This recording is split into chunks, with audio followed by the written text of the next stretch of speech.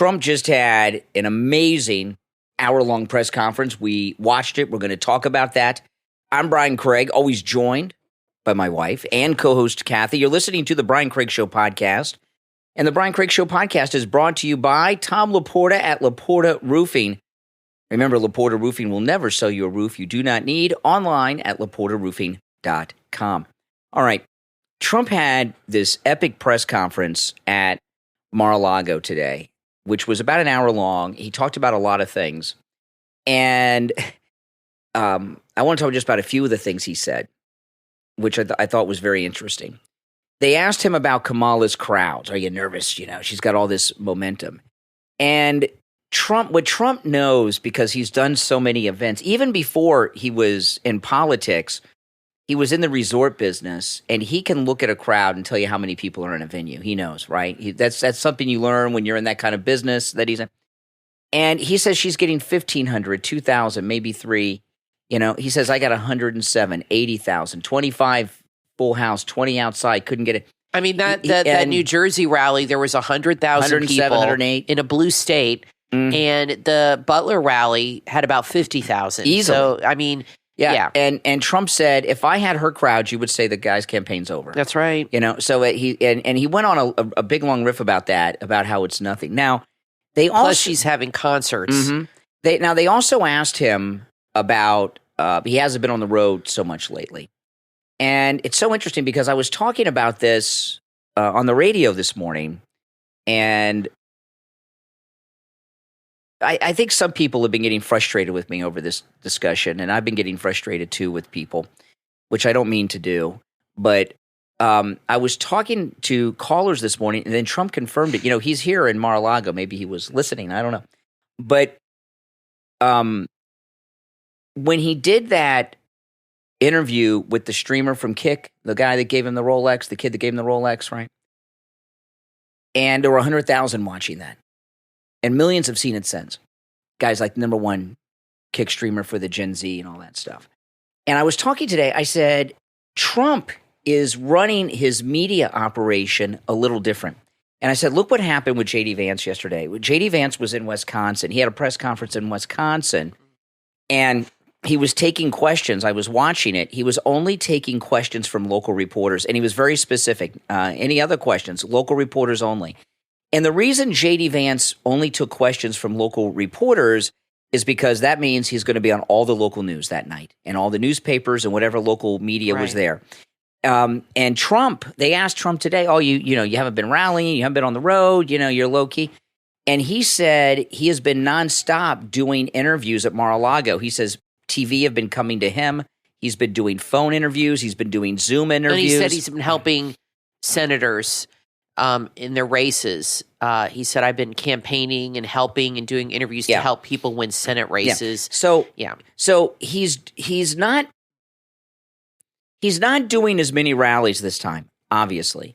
And he's not doing as much television with the cable news or the networks. And the reason that is, there's only so many hours in the day and only so many days in the week, and we're less than 3 months away from the election. Right. And what he's got a rally tomorrow, but what he's decided is this, and I think this is a very good strategy. Donald Trump's a very smart person. What he knows more than anything is media. He knows about media and how to deal with media. He always has. That's why Trump became a brand, right, before he was in politics. What he's doing is saying, the rallies are great, but all those people already love me.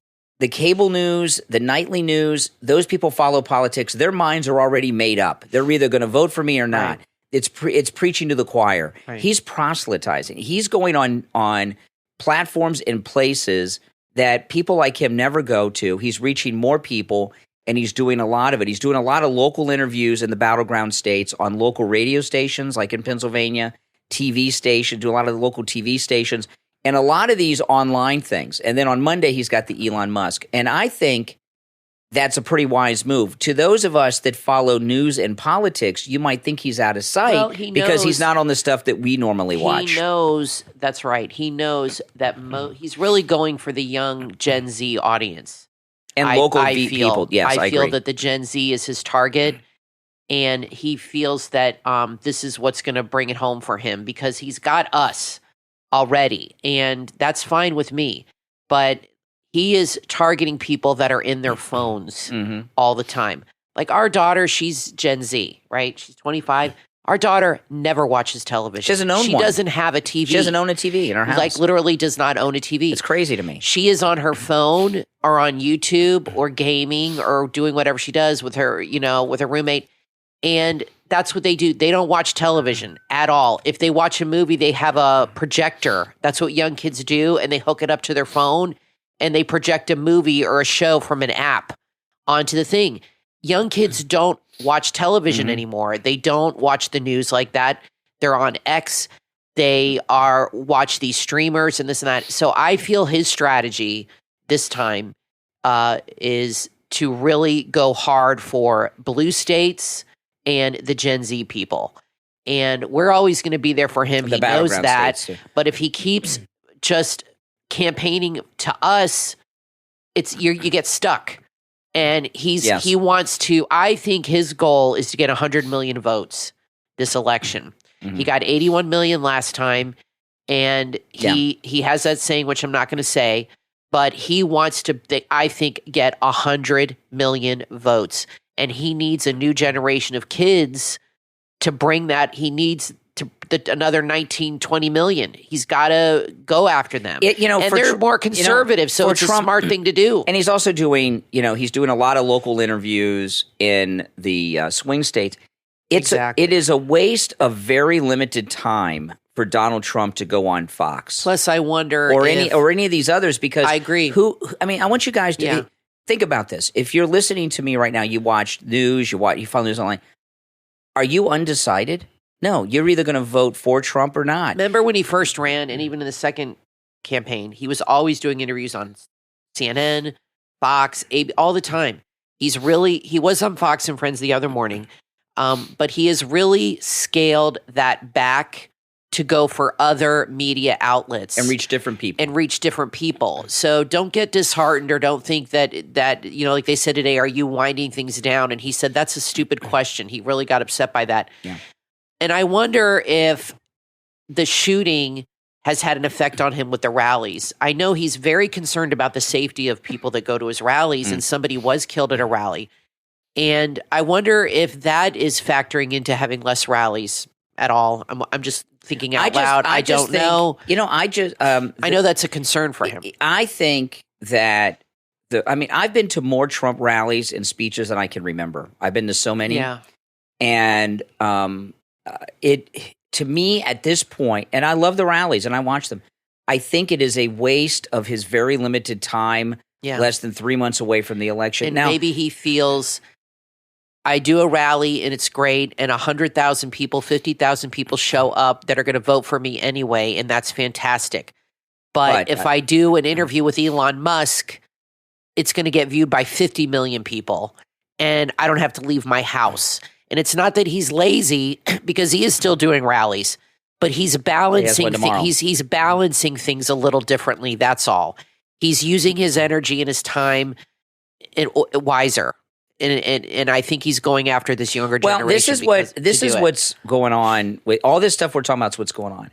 What's happened with Trump with this campaign is his third national campaign, and he is doing it completely different. And one of the things that I believe is different is he has professional PR and political campaign people giving him advice, and he's taking it.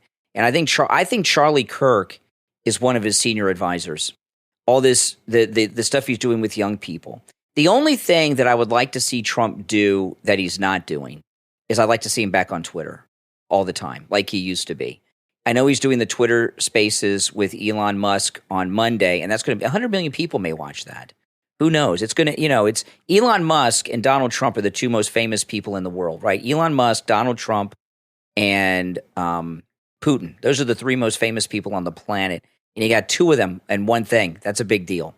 So I'm hoping that Elon Musk can convince him to get back on Twitter. I just saw a video, I showed it to you last night, of Elon Musk's son Oh, I couldn't who's a believe girl it. now, and I couldn't believe it. I can see why he's so freaked out. He's on TikTok. His son, who's now a girl, and is very how can I put this? Drag queeny-ish in the mannerisms, I guess. And I could see when he said his son is dead now. That's such an extreme way to put it, but I could see what he means. And it has really upset him as a father. And that is what has motivated Elon Musk to support Trump, because Kamala and this Tim Walz guy, he not only do they allow these surgeries and hormone changes on minors, they encourage it without parental consent. They actually advocate for this. Yeah. As a teacher, this Walz guy would talk to kids about transgenderism and brainwash these kids. This is a sickness to me that these liberals have of wanting, I've always said this, liberals love power and control. And the feeling of being able to convince somebody to change their gender, that is like the ultimate feeling of power for these people. Like, I got a boy to become a girl. That's how sick these people are. Thing it's with about Walz, power over people. The thing with Walz, I want to get back to Trump, so don't let me forget, but because he talked about some things I want to mention. I'm already forgetting because we just finished watching it. Thing with Walz, this is my theory on Walz. We talked about this on the last podcast, and now we're, 3-4 days into him running around here with Kamala Harris, and my beliefs about him have been reinforced by everything I've learned and seen. I believe that Walz is a Chinese asset. I think he was recruited by the Chinese. The 60s and the 70s, you had the civil rights movement, which was a very good thing, and the Vietnam anti-war movement. The anti-war movement was funded by the Soviets and organized by the Soviets, pretty hardcore. The civil rights movement with Martin Luther King was not. However, organizations like the Black Panthers, radical terrorist organizations, because the Black Panthers were a domestic terrorist organization, okay? They were funded by the Soviet Union. You understand what I mean? And the reason the Soviets did that is to cause chaos in the country. China, I've been talking about this, and I'm not the only one. All this gender stuff started, I believe, through TikTok.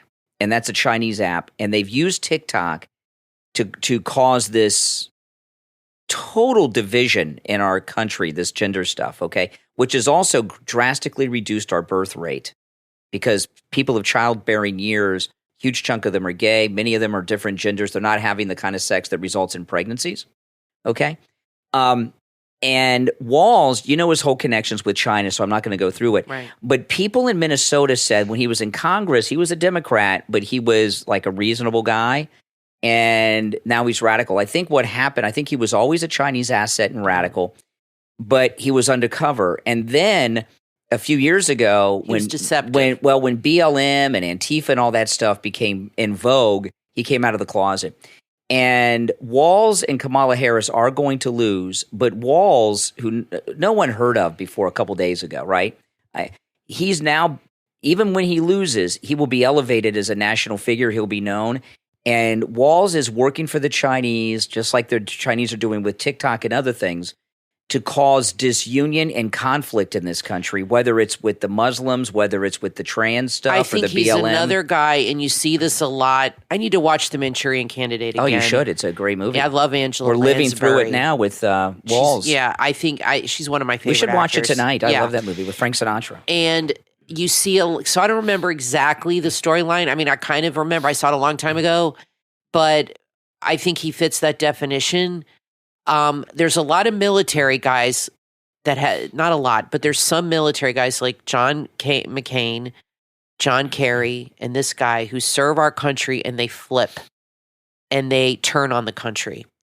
And I think that's what you have here. I think you have somebody who joined the National Guard and at a young age and served 24 years, but along the way, he became a Chinese nationalist and became loyal to China and fell in love with China and China. Like Lee Harvey Oswald was in the Marines. Exactly. This happens with some of these military people. They get look at Benedict Arnold. they get disillusioned with their country and they become traitors to their country. That's what Benedict Arnold The did. only thing I'm surprised at is that he's not married to a Chinese woman. That's probably part of the cover. And I feel that's how he is. And I've been reading up on him and watching a lot of things on X. He pads his entire resume. He exaggerates everything he does. He lied about his rank. He bumped himself up a rank that he was not, and he actually said it on an interview, and they had the National Guard confirm that he lied about his rank. They confirmed that he bailed on his troops. Yep. He lied about being a coach. He was a defensive lineman. That's not a coach.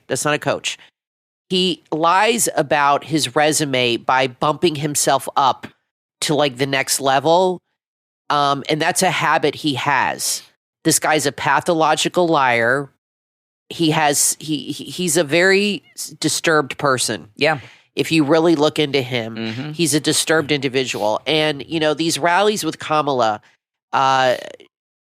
don't be deceived by this, okay? There are a lot of influencers that are going on TikTok and Twitter saying that they're being offered to pay money to be there and to promote. And she is having concerts. One said she's getting paid $10,000 a video. Yeah, and they're having that's a lot. They're having concerts at all. This is what Obama did. They're having celebrities and musicians play a free concert to get people to come out. And a lot of people, if they like a band, they will go to see a free concert.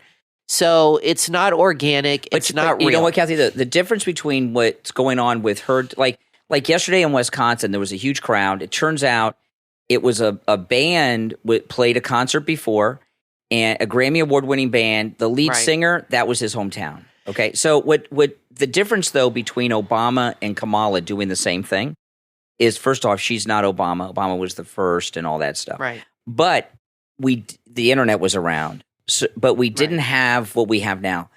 I don't even know if Twitter was a thing yet. In 2008, people were still really using Facebook. You didn't have the social media activity we have now, and you didn't have so many alt media sources that were exposing things as you do now. And when Obama ran, the country was not in the horrible place it is now. People, you know what I mean? It wasn't perfect, but he was. Things are so bad now. My cousin, my dad told me, I talked to my dad today, my cousin Mark lives in Minnesota. And I forgot about this because they grew up in Wisconsin, but they're in Minnesota now, and his kids live there. So my second cousin is a police officer. And he told me, my dad, that there's Somalian cities in Minnesota that they're so infiltrated, they have their own police force, that the regular cops can have no jurisdiction anymore, and that they have so many of these like Indian tribes with the Indian police. that are Somalian, that it's swaying elections, and that's why this guy became governor. And my cousin Mark, he's like the CEO of like a window company or something. They do windows. It's an international company. And he said that business has gotten so bad they've had to get international business just to stay afloat because of the economy is so bad in this country, and that they shut down the business every other week. It's like a part-time thing now because things have dried up so much in this country. Well, there's no building, there's no construction. That's right. There's no building. People aren't buying windows unless one gets broken. That's right. And materials and things are so much now. Nobody's building right now, and because the interest rates are so high, nobody's building homes or buying homes. So they've actually had to go overseas to keep the company going, and they're cutting back on their hours. This is in Minnesota, where this guy is the governor.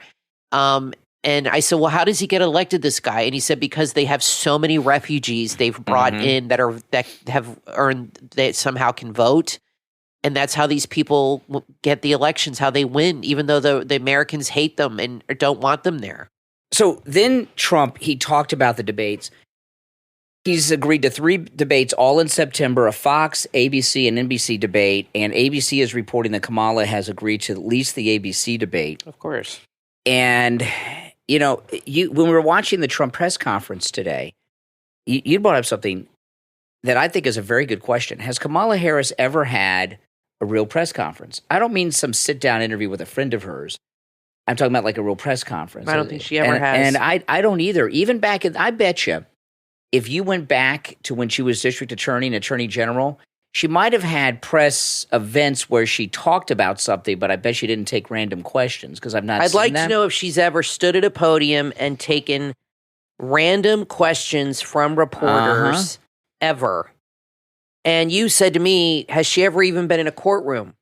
Well, Have we ever seen a picture of her in a courtroom? Well, this is the thing. I've given up looking for this. I've looked the last few days. They need to produce receipts. This just popped in my mind the other day because she was talking and she's like, she's trying to do this thing like, I'm the prosecutor, he's the felon. Like all of a sudden the liberals are tough on crime while they're bringing 20 million criminals into the country, right? I know. But I thought, you know what? I've never seen her in a courtroom. I heard one of the liberal pundits it was CNN or MSNBC say, oh, well, Trump thinks he's going to take her in the debate. This is a courtroom lawyer. And I went online. I cannot find a video or a photo of her in a courtroom arguing a case in front of a jury. And how about a sketch artist rendition? I'd settle for that. And, the thing about California allow cameras in all their courtrooms. That's why all those high-profile trials in California are televised. They have cameras there.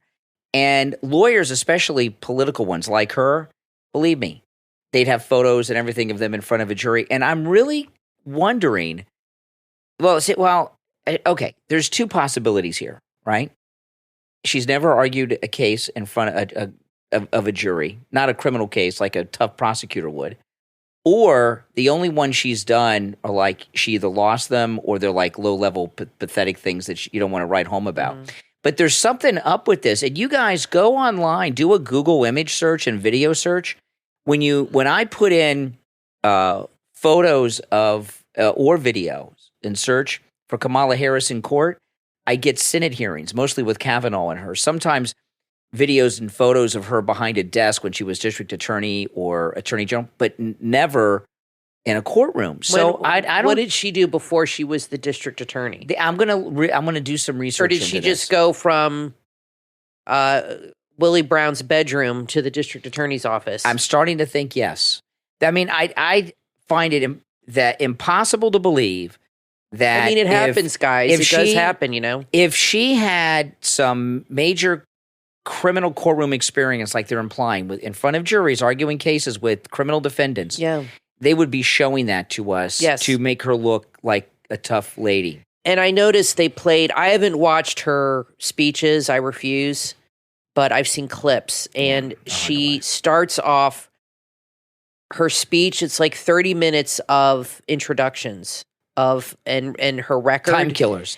Yeah. And she keeps saying, I was elected this, I was elected that, I was elected.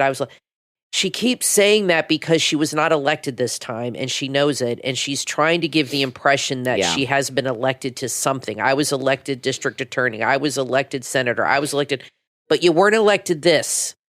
And that's what really is the problem. You know what I mean? But she keeps saying that over and over again. And the clips I've seen, her speeches are just full of fluff. I don't hear her ever talking about, I'm going to fix inflation. Well, why don't you do that now? You're the vice president. Why don't you fix inflation now? Why did we have to wait till you get elected in November? Exactly. For you to fix it? You're with Biden. You have his ear. It's like Biden. I'm going to cure cancer. That never happened. I'm going to fix inflation, she said on day one. Well, why don't you do that now, Kamala? Why haven't you done that yet? Mm-hmm. People just can be stupid, and she's in power they drink now. the Kool-Aid. If she's got solutions, she could do them now. Now she doesn't have anything. I want to take a moment. We just had the talk about Leapor roofing. We just had this hurricane go through Florida. If you're in Florida and you have roof damage, you have a leak in your roof, you have damage to your property, you have damage to your building, you have damage to your roof, call Tom Laporta at Laporta Roofing. I'm going to give you his cell phone number in just a moment. And you can call or text him on his cell phone or go to his website, laportaroofing.com. No matter what type of roof you have, he can help. No matter what type of structure you have, whether it's your home, your business, government building, a condo, an apartment building, a school, a church, he can handle any type of structure, and he does it with any type of roofing material. But also here in Florida, We have great laws because Tom Leapor at Leapor Roofing is not just a roofer, he's a contractor. He is able to deal directly with your insurance company on the cost of the repair or the replacement of your roof. Saves a lot of time and effort. It's pretty good. So here's his cell phone number. Give him a call. Make sure you mention that I told you to call him, or you can text 954-604-4602. 954-604-4602. And online, LeaporRoofing.com. I'm Brian Craig, always joined by my wife and co-host Kathy. We'll be right back.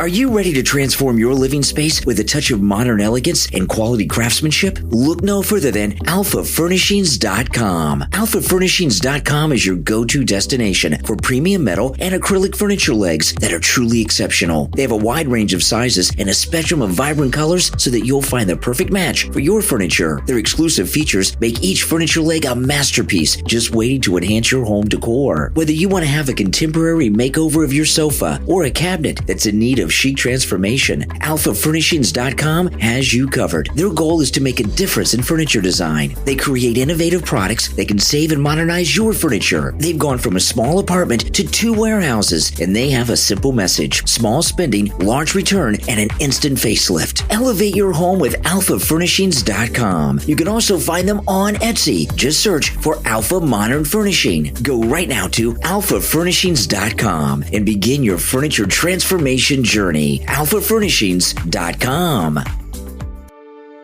Have you been searching and searching for the perfect action figure or toys? Your search is over with Eduardo's Toy Co. on Mercari.com. Eduardo's Toy Co. is passionate about making people happy with toys. They have everything you're looking for, from the WWE to the DC Multiverse, Harley Quinn, and much, much more. There's something for every collector and lover of toys at Eduardo's Toy Co. on Mercari.com. Need gaming electronics? They've got that too, like the Sony PSP 1000. All the prices are fair and nothing is ever overpriced. You'll also find unmatched friendliness and communication. If you have any questions or can't find what you're looking for, feel free to message Eduardo anytime and he'll get right back to you. They're perfect for gift shopping too. Visit Eduardo's Toy Co. on Mercari.com. Just go to Mercari.com and search Eduardo's Toy Co. That's Eduardo's Toy Co. on Mercari.com. Start shopping right now. Are you looking for eco-friendly fashion that doesn't compromise on style? Then check out Mendis.com. That's MENDISS, where fashion meets sustainability. At Mendis.com, they're all about sustainable fashion. They offer classic designs that are made from lightweight, eco-friendly fabrics, with made-on-demand t-shirts and ultimate comfort hoodies. They're soft, stylish, and have practical pouch pockets. They're perfect for everyone and every occasion. They're soft, sustainable, durable, and reliable.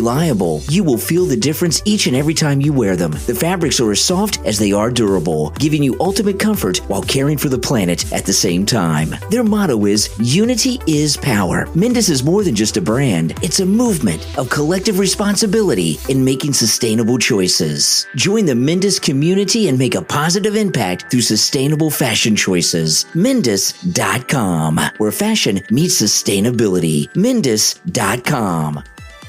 Are you a restaurant owner or chef who wants to upgrade your kitchen without breaking the bank? Then check out Auction Factory Tennessee, your destination for top brand restaurant equipment at unbeatable prices. Auction Factory Tennessee specializes in brand new inventory and expertly restored repossessions. Whether you're building the commercial kitchen of your dreams or just need a few upgrades, Auction Factory Tennessee have you covered. And the best part, you can bid and win from the comfort of your own home or restaurant. Imagine saving thousands of dollars on premium equipment. Auction Factory Tennessee have everything you're looking for, from ovens and fryers to refrigeration units, and that's just the beginning. Over the next month, Auction Factory Tennessee is offering over $1 million worth of brand new merchandise. Auction Factory Tennessee has been helping businesses just like yours for over 2 decades. Auction Factory Tennessee auctions are happening right now, featuring everything you need to outfit your kitchen with the very best. Take your restaurant to the next level and go to auctionfactory.com and under auctions, click Tennessee. That's auctionfactory.com and under auctions, click Tennessee for Auction Factory Tennessee, producing auction perfection.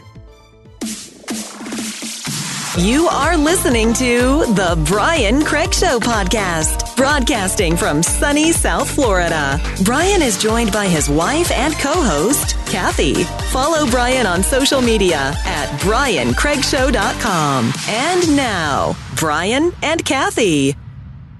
Welcome back, everyone. I'm Brian Craig, always joined by my wife and co-host, Kathy. I wanted to play a couple clips of the Trump press conference. This was amazing. Trump was asked about Kamala Harris's relationship with Willie Brown, which was really amazing. And it's also amazing that Trump answered. But Trump has an experience with Willie Brown. He knows everybody. Trump knows everyone. Well, this is a very unusual thing. I've never heard this story before. No. And he's met everyone. Well, this is more than just meeting. Listen to this. So the reporter, you can't hear the reporter too well because they're off mic, but you will hear Trump fine. The reporter's asking President Trump to comment on Kamala Harris's relationship with Willie Brown, which we know what that was. He was her sugar daddy. She was his sugar baby. But then Donald Trump shares something that I don't think anybody's heard before. I haven't, and I thought I knew pretty much everything about President Trump. You notice Willie Brown's still alive, right? He's like 90. He's been very quiet on all of this. Well, he's old. He's like still, 90 years old. but I find that a little interesting. Is he still married to his wife? I don't know. I mean, he may be just quiet about everything because he's so old. I don't know. Well, anyway, listen. This is Trump today. Listen. Please. There's been some discussion around Vice President Harris's relationship with Willie Brown, former mayor of San Francisco, and how that might have intersected with her career trajectory. So I'm just wondering if you followed that discussion at all. Well, I know Willie Brown very well. In fact, I went down in a helicopter with him. We thought maybe this is the end. We were in a helicopter going to a certain location together, and it was an emergency landing. This was not a pleasant landing, and Willie was he was a little concerned. So I know him pretty well. I mean, I haven't seen him in years. But he told me terrible things about her. But this is what you're telling me anyway, I guess. But he had a big part in what happened with Kamala. But he I don't know, maybe he's changed his tune, but he was not a fan of hers very much at that point. Okay. We believe in the collective. Oh my gosh, the collective. What is she, the communist here? Oh my goodness, that was Kamala, believing in the collective. Okay, so President Trump was in a crash landing in a helicopter with Willie Brown, which is insane. I've never heard that before. And he told him the entire story about their sugar daddy, sugar baby relationship. I mean, and the way Trump said it is, well, I guess he told me some things about her, which is what I guess you're asking me about. It's pretty funny. I mean, and what are the odds of that? I wonder if that little exchange got back to Kamala. You think? Well, yeah. You think they told her? I'm sure it all does, yeah. Yeah. I mean, that's, I understand it's tough for a woman in general in the public eye. You know what I mean? There's always, people say, but in Kamala's case, we know it's true. It's not rumors. Everyone knows that it's true. With, her whole story with Willie Brown. When did their relationship begin? I'm just she's 60. Research here. Hold on. She's 60, and she was 29 when he bought her when he bought her the BMW. She was 29, so it was 31 years ago. Okay. So she was born in 64. So like 60, like 93, 94. Like during the Clinton era when Willie Brown was a big deal. Early 90s. I'm trying to do a little math here. I'm not good at math. He was 60. She went to law school in 1986. Correct. So she got out in 89. I'm trying to figure out when their relationship was. Right after law school. After law school. I think. Not before or during? Well, I don't know. But all this stuff I've heard is when she's a couple years out of law school. Yeah, so, this is going to be an ongoing thing. And that kind of sugar baby, sugar daddy thing, that's not the kind of thing that somebody stops doing. I give you a way to illustrate this. Have you ever seen Evita? There's that scene in Evita that's a great where movie. she's with a guy and she breaks up and then goes for the next highest ranking guy until she gets up to, Juan Perón, who became that's usually what women like Kamala would do, right? They're with one guy, they're connected, they help them, they get there, but then since they're getting elevated, they meet somebody that can help them a little bit more, that's a little higher up. Right. I find it hard to believe that Kamala Harris stop that kind of behavior. I read a bizarre interview. Well, I'd like to know how they met, how that whole relationship germinated, and I read this story yesterday. Like Miranda Devine needs to do a deep dive into their relationship and the timeline. She graduated law school in the 80s, and I just looked it up, and then they had a relationship in the mid-90s. Yeah. So I really want to know how they met and that whole connection with those two and what happened. Like you said, we don't know too much about it, but I think it would make an interesting article to dive into that relationship and how they got together. Yeah, I agree. I read this very bizarre article with that weird guy that used to be married to Sharon Stone, the guy whose toe got bit off by the lizard. Yeah, he lives in San Francisco. He was a newspaper guy. Yeah, he had a thing with Kamala. And he did this interview it was a few years ago, but it was just recently reprinted. And I read it a couple days ago. He met her in a club in San Francisco, and it was I can't remember the celebrities that were there, but it was like in a private room at this nightclub in San Francisco. There were like movie stars there. Yeah, see, it'd be really interesting how she got into this world. And he said that she was sitting by herself smoking cigarettes when he approached her, and he had just split from Sharon Stone. And she's not pretty. I don't understand what these guys see in her. She's not Vanessa Williams here. She was obvious. I know. I don't know. I mean, she's beautiful. She was obviously in this club, in this private room of celebrities by herself, looking for a man to attach herself to. Well, I like I said, would like Miranda Devine, who's a great investigative journalist, to go to San Francisco. She might, or even the Inquirer. They're pro-Trump. The Inquirer could send somebody to do a deep, look what they did to John Edwards, do a deep dive into this history of how she went up the ranks in San Francisco politics. I'd really like to know that, and her connection, who she was connected with, who she had relationships with. I think they did that to Trump. We know his whole life. He's lived in the public eye for 40 years, 35 years. So we know everything about him, who he's married to, who he's had relationships with, everything. We know nothing about this woman. And I think it's important to know these things. And I really would like to see somebody go to San Francisco and interview people and put together a timeline and really see what she's all about, where she came from, how she ended up from Howard to going to San Francisco University of California Law School and all this stuff. I'm very interested because I know she was born in California, so maybe that's why she went back to where she lived. I don't know, but I'd love to know how she made. Her parents were. Her dad does work for Stanford, or did. Her mom, her parents were not idiots. Her mom's an economist. Mm-hmm. She's passed away. Her dad's a professor. I mean, her parents are not stupid people. Her dad is a Marxist, though. But I'm just interested to learn about her life and her connections and how all this came about. I think it's important to know these things. Yeah. Well, I agree. I'd like to know. And eventually, she may do a press conference, but it'll be a fake press conference. I don't think she ever will. Yeah, she'll do a fake press conference like Biden, calling on pre-planned reporters that have pre-planned questions, and then she'll be exposed. I mean, Obama didn't go without interviews, okay? And he had interviews, he had events, he addressed the press. He wasn't as accessible as Trump is, but he was still out there all the time. And for her to think that she can coast through this without taking questions, like today, her and Walz were they're speaking somewhere and they're being introduced by... she just said something crazy. I'll play it in a minute. Yeah, okay. But being introduced, they were being introduced by a local United Auto Workers head. Right. And Kamala and Walz are standing behind this union guy, and they got the United Auto Workers seal behind him. And this guy's talking about how they're for auto workers. They're trying to put auto workers out of business. They're sending the auto jobs to Mexico, to China. They're pushing the EVs, which they don't, require many people to make, and they don't even make them here. It's so idiotic to me to see a bunch of United Auto Workers applauding Democrats. Or forcing businesses like my cousins to get business overseas to stay afloat. Now, I have a clip from this this speech she just made in front of the auto workers. This is kind of funny. This just came out on X. Yeah. And there's some perversion that's happened in our country in the last several years. Where there's a suggestion that somehow strength is about making people feel small.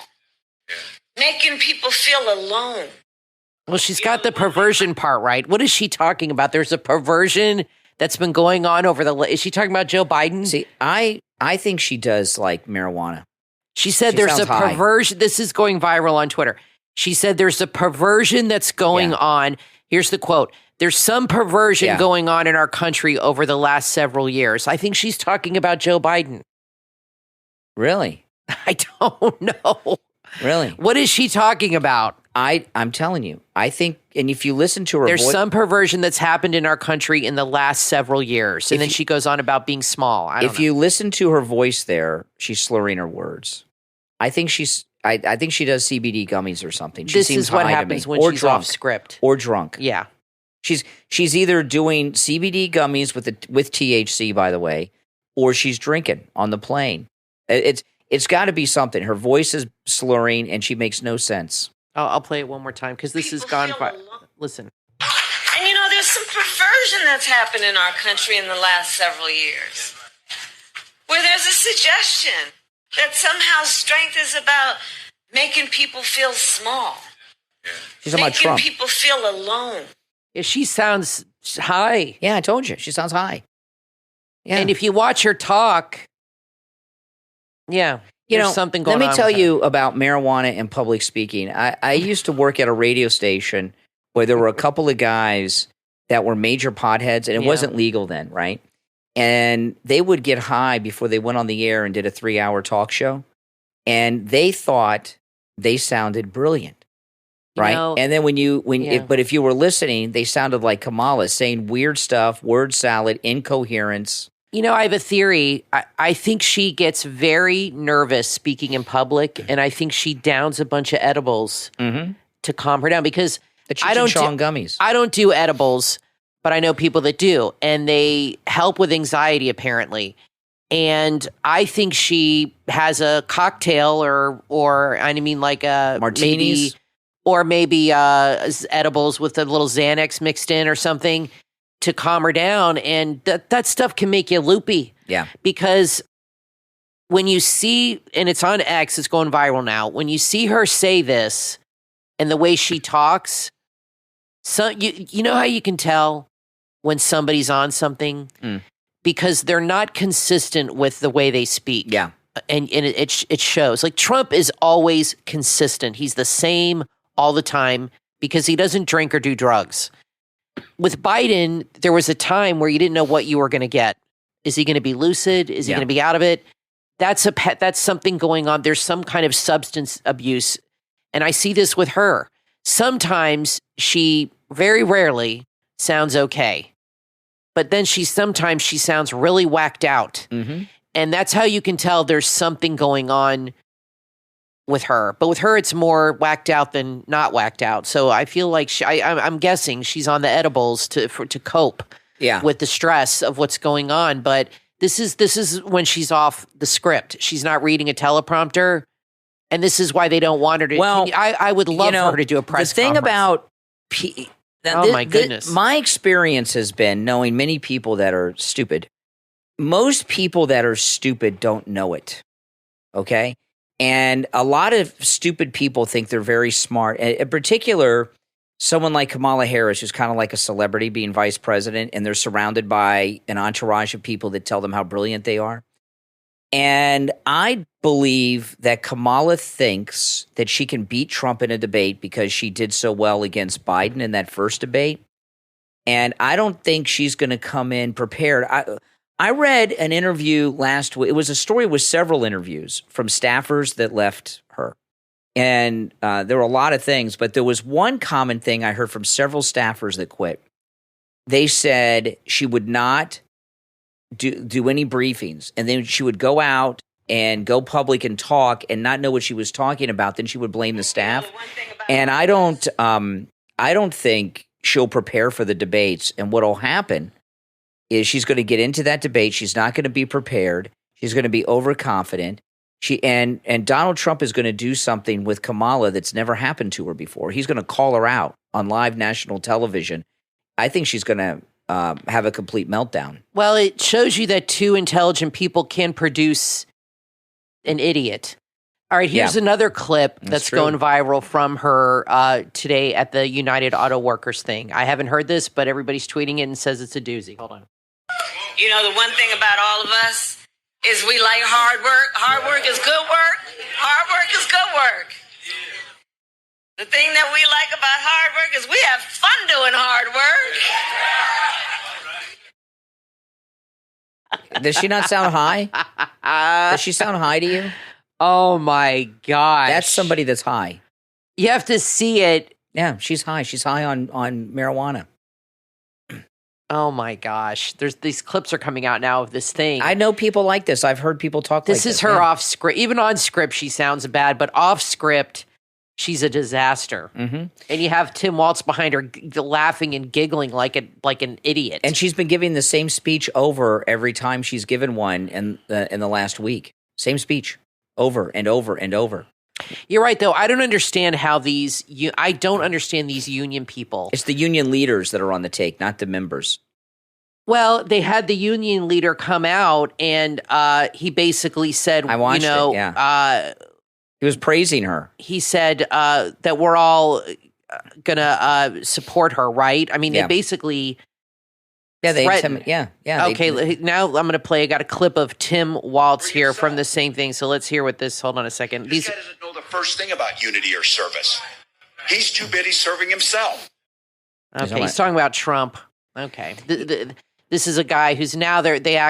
I saw Jessica Tarloff on the 5 try to push the narrative that Trump was a draft dodger because they're really freaked out over the stolen valor thing. There's nothing they can do to make let's talk good about that or for a go second. away. First of all, Trump did not dodge the draft. Okay, I want to be very clear about that. However, Democrats who talk about draft dodging in the Vietnam War, I was talking with Steve Kane about this today.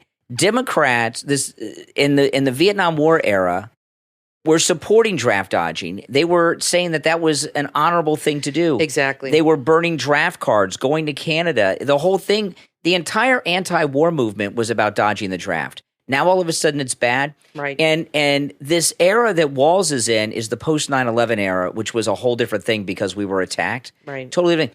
But Walz abandoned his men. He had 500 men under his command. As soon as they got called to go to the combat zone, he dropped out and let them go. And some of them died. And I saw a couple of them died, yes. I saw an interview today with the father of one of the soldiers that was under Walz's command that died over there without him being there with his men. And the stolen valor is going to really be their end. I agree. How can you call yourself a leader when you abandon your troops like that? Yeah. That was his job, to lead them. As they're going off to war. Exactly. That's like if you had MacArthur or Ike training all their troops for World War II, and then once they go and storm the beaches of Normandy, they retire and go home. Yeah. They would never do something like that. I mean, that's not a leader. That's the opposite of a leader. Mm-hmm. You think Trump somebody, Jack Posobiec said Trump takes on bullets and Tim Walz runs from them. I thought that was an interesting take on that. Walz is doing one thing with J.D. Vance and another thing with Trump. I'll start with Trump. He's calling Trump a coward, right? Trump got shot, and he got up and wanted to continue the speech, and he talked, fight. And Walz, they got called up for combat duty, and he deserted his men. He's trying to he's trying to portray J.D. Vance as some Ivy League elitist. J.D. Vance grew up as poor can get. Right. And yeah. When he got into the Ivy Leagues on his own grades, he got connected with some rich and powerful people because that's who goes to the Ivy Leagues. But he got there in spite of that. And to portray J.D. Vance as an elitist and Donald Trump as a coward, it's not even credible. No. Well, there's a lot of he is a classic Democrat. There's a lot of projection and a lot of deflection. And I think this whole thing of him calling them weird, I've said this to you, is because people have called him weird his whole life. He is weird. And he's taken that adjective and that's a familiar word to him. Mm-hmm. You know what I mean? He's heard that his whole, because he's weird. With it, yeah. And that's why that's the word he went to. And he's projecting what people have said to him about him. I mean, who puts tampons in a boy's bathroom? A weirdo. Governor Walz. He changed his position on abortion to make it go to like the last month. I mean, this is a horrible person. This is a horrible person. And I don't care what the liberals tell you on the news. This guy is her pick because nobody else wanted to do it. This is not her top choice. And there's no way that you can convince me this was her top choice. No way. If it is, then she's really dumb because that is a horrible decision. Whatever her motivation behind it, it makes her look bad. And he's a disaster for the ticket. I'm sorry. He's a disaster all around. And I don't know why they say she did not choose Shapiro because he's Jewish and the Gaza kids would not have tolerated it, even though they were at her rally screaming at her yesterday. But this was a horrible decision for her. Whoever made it, for whatever reason, she's stuck with them, and they both have such horrible baggage. You know, Mike Lindell was talking this week. Walz tried to run him and MyPillow out of Minnesota. Can you believe this? I totally believe it. You know how many people work for Mike Lindell? Mike Lindell has his corporate office there, his distribution center, his factory. Thousands of people work for him there in Minnesota. That's awful. And they have families. That's thousands and thousands of people that he wants to put out of work in his state just because Mike Lindell likes Trump. Yeah, that's like a personal vendetta. Yeah. It's a communist. He set up a COVID snitch line in his state where you would call in and leave a message and tattletale on people that weren't adhering to the COVID rules in his state. I mean, this guy is a horrible person. Well, that's right out of Soviet. So anyway, Mike Lindell, this I guess is in recognition of Walz, is brought back free shipping on all orders over $75. It's a funny thing because I was talking to Mike Lindell's office earlier in the week, and sometimes they'll talk to me about the different specials, and I'd ask them if they could bring the free shipping back, right? And they said, I don't know, you know, because that's not cheap. They got to eat that cost when they do the free shipping. Well, the products are heavy. Yeah, sheets and blankets and pillow toppers and things and mattress. Those are heavy. Yeah, they are heavy. Yeah. So they said, I don't know.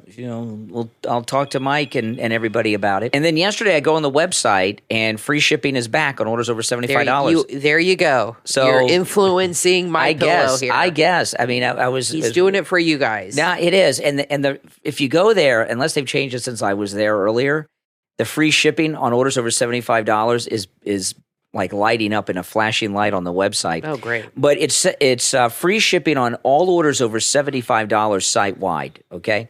So that means if you get the mattress toppers, it's free shipping. But the $25 extravaganza is going on many of the top MyPillow products. So if you buy 3 of those, you're $75, you got free shipping, right? So it's great deals. And I mean, that's a win-win. You got the free shipping, the $25 deals, and, you know, the free shipping doesn't last forever. And who knows how long this $25 thing. So I keep saying, start doing your Christmas shopping, stock up. Yeah. It's a great time. The free shipping is a no-brainer. Now, of course, the $25 deals and the free shipping is with our promo code Kane at checkout, Kane at checkout at mypillow.com. And remember, every time you use our promo code Kane, Kane, you're supporting this program and all my content, the podcast, the radio show, my YouTube channel, and everything I do. That's promo code Kane, Kane, at checkout at mypillow.com. Free shipping is back for a limited time on all orders over $75. We're going to take our last break and be right back.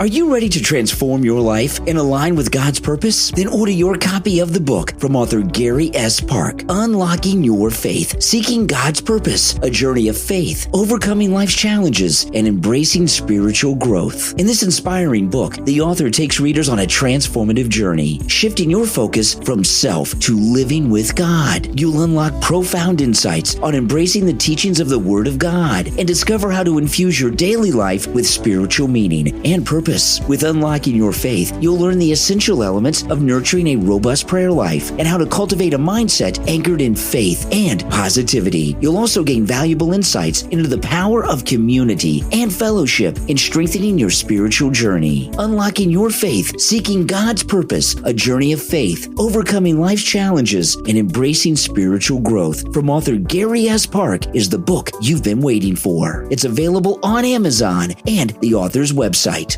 GarySPark.com. That's S as in Samuel. Order your copy right now.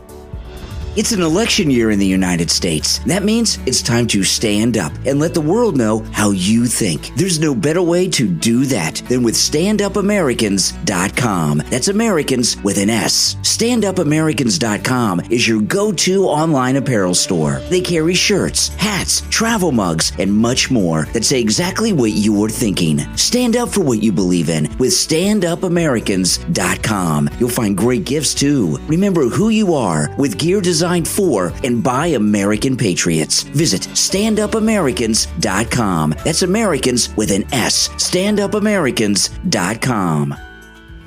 Are you ready for a new psychological thriller that will keep you on the edge of your seat? Then order your copy of the new book from actress and author Bianca Ghezzi, The Names He Calls Me, available for free on Amazon with your Kindle subscription. In The Names He Calls Me, meet Gwen. She's a washed-up writer spiraling into suspicion and paranoia. Is her husband really having an affair, or is it all in Gwen's mind? The truth is hidden in shadows, and whether you trust Gwen's story, well, that's for you to decide. Order your copy of this psychological thriller that's captivating readers everywhere. It's a great addition to your book club, too. The Names He Calls Me, from author Bianca Ghezzi. It's free on Kindle. Experience the thrill, the mystery, and the suspense. Are you ready to question everything? The Names He Calls Me, from Bianca Ghezzi, on Amazon. You are listening to The Brian Craig Show podcast, broadcasting from sunny South Florida. Brian is joined by his wife and co-host, Kathy. Follow Brian on social media at BrianCraigShow.com. And now, Brian and Kathy. Welcome back, everyone. I'm Brian Craig, always joined by my wife and co-host Kathy. We got 2 new MAGA hats in the mail today, and the ones we got today were pretty cool. We got the orange MAGA hat, which is really nice. It's orange, says Make America Great Again. And then we got the white one that kick streamer wore when he interviewed Trump the other day. Aiden Ross, I saw that hat that he was wearing, and I'm like, I love that hat. It's white with navy blue, and then it's got an American flag on the side and the 45-47. And so I found that online on eBay, and the same store had an orange one, because I know orange is your favorite color. It's one of my favorite colors. So I got Brian that orange one and the white one. So you'll be wearing those and then on the show. They're amazing. And we just got last week, I have the dark MAGA hat, the black. It's black, and then the Make America Great Again's in black.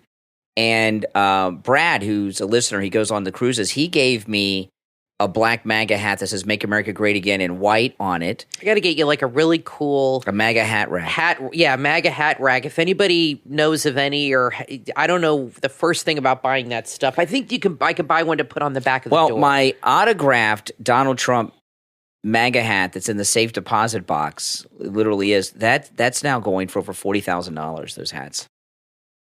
Isn't that crazy? Yeah, that is amazing. That's a family heirloom. That is. I think it's so funny, this thing with Kamala saying there's been a perversion in the country for the last few years. While her and Biden have been running the country, I just think that was such a stupid... See, when she's off script, her mind wanders and she really says stupid things, and she really doesn't... I feel like she's really dumb. And I feel like she really is struggling to say profound things. Mm-hmm. So she rambles, and she's really an idiot when you hear her, okay? And she really is a stupid person. She's trying to have these make historical quotes. Don't ask what your country can do for you. Well, saying that we've had a perversion in this country the last few years, that's definitely a good one. Well, Biden is a pervert. Exactly. I mean, wow. That was pretty interesting. I'm still sticking by my theory that the Democrats have accepted they're going to lose the presidency. I really believe that, as crazy as that sounds. Well, the polls are starting to shift. I'm looking online today. I've seen on X, Rasmussen, and Interactive Polls, they had Harris tied last week. And Trace Gallagher, I like him, and I watched about 10 minutes of the news yesterday, and he was on for Martha, and he's really great, Trace. I think they should give him his own. He has a show late at night. But he had a really good way of saying it. He said the Democrats are on a sugar high right now. Mm-hmm. And he said, and after that comes the crash. And that's what's happening. They're all on a sugar rush. They're on a sugar high. And he said very soon it's all going to come crashing down. And this is what's happening now because people are going to get over that initial excitement. And then they're going to get to hopefully the heart of the matter. And already the polls are swinging back to the way they were before she announced. So that hump is gone. It's gone away. The thing about the polls, I've been going over these polls. I do not like going over polls. And if you've followed me over the years, every presidential election, I've been on the air since the Clinton-Bush-Ross Perot election, okay? So that's a lot of elections I've covered. It is. And I never follow the polls. And I know I've been talking about them a lot now. But the reason I have been, and Trump's ahead, and I only go to the battleground polls, is because the media are misrepresenting what's going on in the polls. Right. I'm saying the national polls are swinging back in Trump's favor again. Things are starting to that honeymoon period is over. And, the national polls are far, far underreporting Trump's popularity, no matter what they say, because they include California, Oregon, Washington. But there's a poll out in New York that says something I never thought I would see. Trump is leading among Jews in New York. Those are like the most liberal people in the country. Well, he's talked about having a rally at Madison Square Gardens, and I think he's primed for it. I think he should do it. Mm-hmm. And, I don't know, maybe they won't let him use the venue, but he's mentioned it, but I think he can flip New York City on this Israel-Gaza thing. I really do. And I think that's in play for him. I mean, could you imagine if he could turn the tide on New York? They'd be done. Insane. That would be insane. Yeah. Listen, when it gets down to it, people that follow politics are always, they're in their camp. Right. But most people, all they care about is what things cost, what they can afford, what they can't afford. I was reading this article a couple of days ago because kids are going back to school. And parents were saying they're doing without food so they can buy school supplies and new clothes and shoes for kids. I believe it. And thankfully, our daughter's grown. I could not imagine how much the school supplies, and you got to get your kid, the beginning of a school year, there's 2 points this happens in school. At the beginning of the school year and then after Christmas break, it's a fashion show. And when you send your kid to school at the beginning of a new school year, you want them to have new shoes and new clothes. Every parent does, plus the school supplies. And that's a big financial burden, especially with inflation. I'm at the point now, though, I don't know what clothes cost. You buy me stuff and here's the thing. But when you've got kids or multiple kids. When we were in school, my parents would get me new clothes every year, right? Yeah, mine too. A few new things. Like the week before school, I'd get new outfits. But that was it. They didn't have to buy school supplies, other than for myself. Not for the classroom. But not for the classroom. My parents, if we played sports or were in any extracurricular activities with the school, all that was free. Yeah. It was all free. I remember Emily in high school was in drama. We had to pay money a lot for her to participate in the productions. And she told us the parents who donated the most were the ones whose kids got in the plays. Yeah. So our daughter wasn't interested in being an actor. She liked to do the behind the scenes. She really enjoyed it, working on sets and things like that. But we were expected to make a donation. And when Emily was in elementary school, money was a little tight for us. Yeah. Back then, our parents would have to help us with her uniforms and school supplies and things like that. It became a family thing. That's fine, but I don't know. I don't remember when or how this happened where schools expected you to fill a $400 supply list. That's what we had to pay 20 years ago. Every year. It's insane. That was 20 years ago. We were paying $300-$400 for supplies. One year we didn't do it, and our daughter came home in tears. and she was the only kid whose parents didn't do it. I mean, I didn't think we'd be the only ones. And we went out to Home Depot and spent $500 on the supply list so our daughter wouldn't be ostracized the whole year by her teacher in the class. What teachers have done, it's crazy. And I understand teachers don't make a lot of money, but they give the kids the classroom supply list. The teachers used to buy it themselves. That never happened when you and I were in school. No. Never. So, all we had to get was our own supplies. So now parents have to do that, plus buy the clothes and the shoes and everything. And with the economy the way it is. Awful. So when it gets down to it, people mostly care about their personal financial situation. And of course, Kamala Harris, she's going around saying, well, inflation is going to be my first priority. Well, why is it not her priority now? She's the number 2 person in the administration. And, so it's not like she's not in office. It can't affect anything right now, right? She could if she wanted to, exactly. but she doesn't know what to do to help. No. If she can't do it now, what makes you think she's going to do that? That's insane. And Trump said something I've never heard before in his press conference today, which was great. You've heard vote your wallet. He has a new thing, vote your stomach. Yeah, that's a good one. And that's going to be the new saying, because there are people, like you said, that are not eating, and they are they're like J.D. Vance's mama, having to make deals with Meals on Wheels to feed their kids. It shouldn't have to be that way. But liberals will tell you, well, you got to make sacrifices. Says who? Who are you to decide who makes a sacrifice and who doesn't? Exactly. Why the hell should I do it when I'm working 2-3 jobs to support my family?